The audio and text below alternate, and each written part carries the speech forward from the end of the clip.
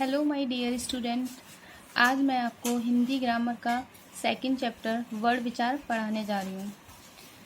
Word विचार, word किसे कहते हैं? देखिए, वर्ड विचार जिसमें वर्ड की परिभाषा, भेद, रचना की जानकारी मिलती है उसे वर्ड विचार कहते हैं। और वर्ड, लेटर, मूल ध्वनि की वह छोटी से छोटी इकाई जिसके खंड या टुकड़े न किए जा सकें वर्ड कहलाते हैं। जिसके खंड या टुकड़े न किए जा सकें उसे क्या कहते हैं? वर्ड कहलाते हैं। जैसे अ, क, ग, व।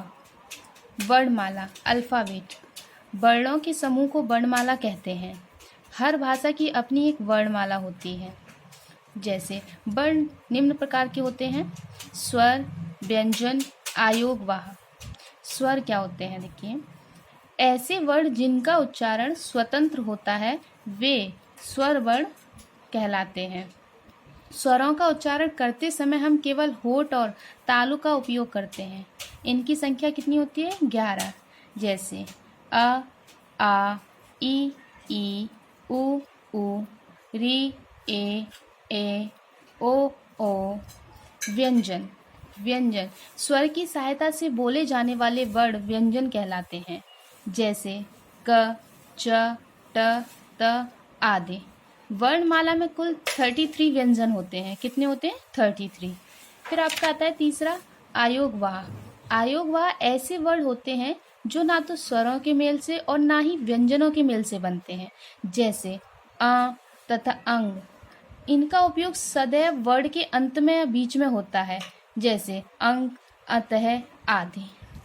फिर आता है स्वर के भेद, काइंड्स ऑफ वोवल्स। इन्हें 3 भागों में बांटा गया है। नंबर 1 है ह्रस्व स्वर। जिन स्वरों के उच्चारण में कम से कम समय लगे उन्हें ह्रस्व स्वर कहते हैं। इनकी संख्या 4 होती है: अ, ई, उ, री।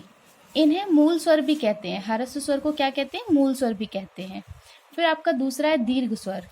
जिन स्वरों के उच्चारण में ह्रस्व स्वर के उच्चारण से 2 गुना समय लगता है उसे दीर्घ स्वर कहते हैं। इन्हें संयुक्त स्वर भी कहा जाता है। इनकी संख्या 7 होती है: अ प्लस आ, ई प्लस ई, उ प्लस उ, ए आ प्लस ई, ए आ प्लस ए, ओ अ प्लस उ, औ अ प्लस ओ। क्योंकि ये संयुक्त वर्ड से बनता है इसलिए। फिर आता है प्लूत स्वर। जिन स्वरों के उच्चारण में ह्रस्व स्वर के उच्चारण से तिगुना या उससे अधिक समय लगे उन्हें प्लूत स्वर कहते हैं। जैसे ओम। मात्रा, किसी स्वर को व्यंजन के साथ मिलाते समय उसका रूप छोटा हो जाता है। स्वर का छोटा रूप ही मात्रा कहलाता है। किसे कहते हैं? किसी स्वर को व्यंजन के साथ मिलाते समय उसका रूप छोटा हो जाता है। स्वर का छोटा रूप ही मात्रा कहलाता है। जैसे स्वर अ, आ, ई, उ, री, ए, ओ। मात्रा, देखिए इसकी मात्रा दी हुई है। छोटा ऊ, बड़ा ऊ, छोटी ए, बड़ी ए, छोटा ओ, बड़ा ओ, ये।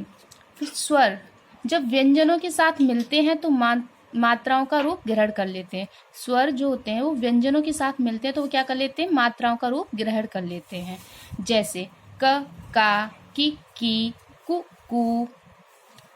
क, के, को। व्यंजन के भेद, काइंड ऑफ कॉन्सोनेंट्स। इसके 3 भेद होते हैं: स्पर्श व्यंजन। जैसे इन व्यंजनों के उच्चारण में जिह्वा मुख के विभिन्न भागों को स्पर्श करती है, इस कारण ये स्पर्श व्यंजन कहलाते हैं। क से लेकर म तक सभी व्यंजनों को स्पर्श व्यंजन कहते हैं। फिर आपका आता है अंतःस्थ व्यंजन। इन व्यंजनों के उच्चारण में जिह्वा का पूरा स्पर्श मुख के किसी विशेष भाग के साथ नहीं होता है। ये 4 हैं: य, र, ल, व।